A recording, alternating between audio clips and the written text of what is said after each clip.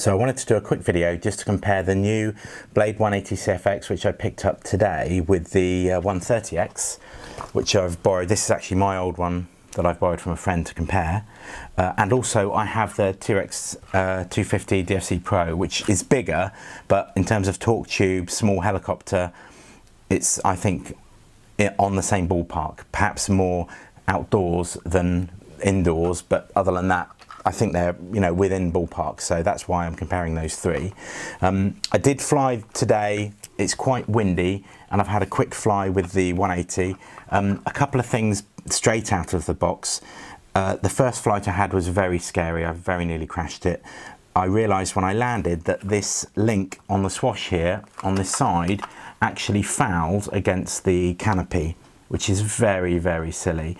Now, if you put any battery in, it will stretch the canopy and it actually bends in more. Now I've got a still picture showing how close it was, but the solution is, all you need to do is just get a knife or scissors or a Dremel and just cut a little radius out of there so that that link does not catch. Because what happens is the bottom of that ball link will catch on the canopy and it prevents it from moving smoothly. So as you're flying, it's overcorrecting horribly, and it was really unpleasant. I thought, what have I bought to start with? So the first thing you need to do before you fly is to check if yours is anywhere near with the battery in, because when you put the battery in, it pushes it. If the canopy is close to that linkage, it needs to be trimmed before you fly. So I'd be really careful about that. The second thing, I don't know why all the helicopter manufacturers do this, the canopy is far too tight. As soon as you put the battery in, this is the E-Flite battery that it comes with. If you put that battery in there, that's as far back as it can go, and the wires I won't plug in, but the wires are there. To comfortably push that on, you do not get it close enough to those canopy grommets to actually get it on there. Look how I'm pushing and pushing, and you're going to split the canopies. Now I can't decide whether they do this deliberately, so you buy a new canopy every 3 months, but it's just crazy. So what I've done, which is what I do with every helicopter I buy, is I drill extra holes and I stick grommets in so that I've got a forward mounting, so that I can put that a bit further forward. It still fits fine. You can see it's on there. It's not going to come off. As soon as the battery and the wires are plugged in, those wires will push against the canopy and stop it rocking. So it's crazy that you have to do this nowadays, but anyway. The batteries, this is the battery that it comes with, which is the E-Flite 3S 450 milliamp 30C. Because I'm cheap, I also ordered a couple of Hobbykings to try. The Zippy Compact 500, it's the almost identical dimensions. If you hold them up against each other, there's really nothing in it. And they also do a 35C version, which is the same size, but it's very slightly thicker. So again, if you hold up, if I've got the original, that's the original E-Flite battery, that's the 25C Hobbyking Zippy Compact, and that is the 35C Hobbyking Zippy Compact. So they're really close, and they fit fine. I mean, if I put the 35C in, put it hard back, the strap that comes with is plenty long enough. The wires on the Zippy are a bit long, so you just have to be careful just to tuck them down underneath so they don't rise up and get caught in the gear, but I mean, that should be fine. And then that canopy will just go straight over. And again, if you use the extra holes, it's super, super easy to clip that on. If you're trying to use the original holes, they will go on. It's just the last, you just feel like you're stretching the canopy the last little bit, which I hate, because these canopies are quite brittle, and so I just don't have confidence that they're gonna last if you use them like that. So that's batteries. The flying comparison, the settings, I don't think the transmitter settings that Blade have given are very good. The cyclic is very responsive at 100%. Even at 85%, it's very responsive. So I think you really want that to be dialed down. And also, they have no expo in their settings, when I think most people use expo around the centre. I think I had 20 or 15 or 20 on my DX8, and that was about right.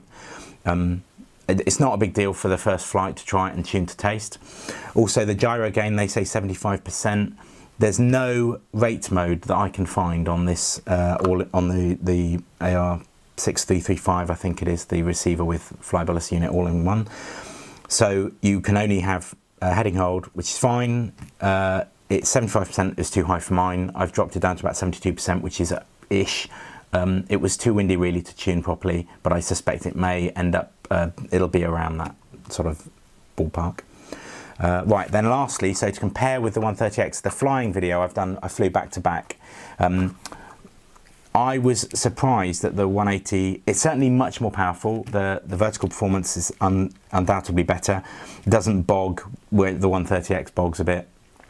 The stability wise, there really wasn't very much in it. I was quite disappointed. I expected the 180 to be significantly better, both because it is a step larger, it's not a huge jump, but also this brand new AR6335 receiver and flybolus unit I sort of expected to be pretty good really. Just to compare, this is my 2X250 DFC Pro, which is torque tube. This one I have the AR7200 BX receiver and flybolus combined, which is kind of what the new one is I guess the Horizon clone of. And it is, you know, it has a 15 amp castle speed controller. Again, I don't run governor on this. I run ungoverned because on the small speed controllers and the small helicopters, I think the governor really doesn't add much. So I just run that at a flat 100% throttle curve, which is fine. Her governor on the 180, it's about what I expected, but I wasn't very impressed with it.